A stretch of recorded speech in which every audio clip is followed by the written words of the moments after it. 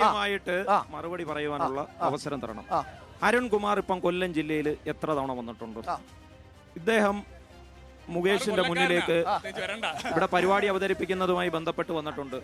മുകേഷുമായി ബന്ധപ്പെട്ട് പ്രേമചന്ദ്രൻ സംവാദത്തിന് വിളിച്ചു. മുകേഷ് എന്താണ് മറുപടി പറഞ്ഞത്?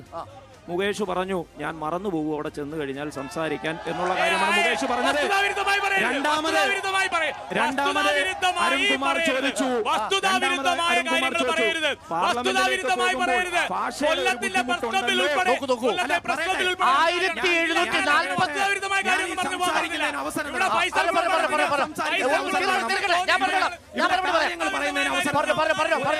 MP എന്നുള്ള നിലയിൽ ഒരു MP എന്നുള്ള നിലയിൽ ഇവിടെ അരുൺകുമാർ പോയി ചോദിച്ചു, സംസാരിക്കുന്നതിന് ബുദ്ധിമുട്ടുണ്ട്, പാർലമെന്റിൽ പോയ എന്താണ് ആയിരിക്കും എന്നുള്ളത്. അന്നേരം പറഞ്ഞ് അതിനല്ലയോ എന്റെ ആക്ടിംഗ് എന്നാണ് പറയുന്നത്.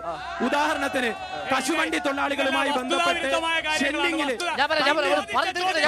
കശുവണ്ടി തൊഴിലാളികളുമായി ബന്ധപ്പെട്ട് തന്നിൽ ഉള്ള ഒരു സ്ത്രീയുമായി ബന്ധപ്പെട്ട് അണ്ടി തല്ലുമ്പോഴുള്ള പ്രശ്നം എങ്ങനെ ആക്ടിൽ ഈ പറയുന്ന മുകേഷ് അവതരിപ്പിക്കും? അങ്ങനെ ആക്ടിൽ അവതരിപ്പിച്ചു കഴിഞ്ഞാൽ ആ മന്ത്രിയുടെ കൈ അടിച്ചൊടിക്കേണ്ട സ്ഥിതി വരും.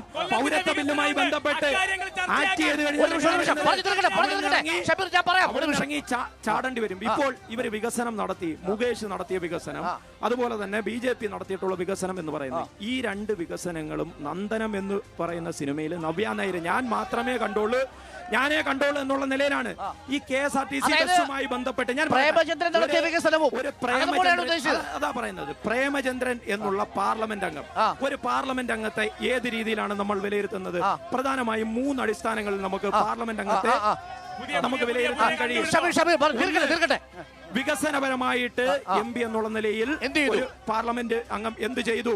രണ്ടാമതായിട്ട്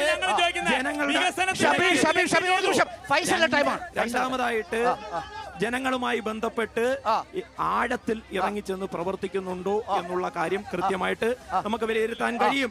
ഒരു കാര്യം ഈ അവസരത്തിൽ പറയുന്നു, ഒരു കാരണവശാലും പ്രേമചന്ദ്രനെ രാത്രി വിളിച്ചു കഴിഞ്ഞാൽ ചീത്ത കേൾക്കുന്ന സ്ഥിതി ഉണ്ടാവത്തില്ല. പക്ഷെ മുകേഷിനെ രാത്രി വിളിച്ചാലുള്ള സ്ഥിതി നമുക്ക് കേട്ട് പരിചയമുണ്ട്. മൂന്നാമതായിട്ടുള്ള കാര്യം, പാർലമെന്റിൽ എങ്ങനെ ഒരു MP ആ MP എന്നുള്ള നിലയ്ക്ക് പ്രവർത്തിക്കുന്നു എന്നുള്ളതാണ്. ഞാൻ ഒരു ചെറിയൊരു ഉദാഹരണം ഇതുമായി ബന്ധപ്പെട്ട് പറയാം.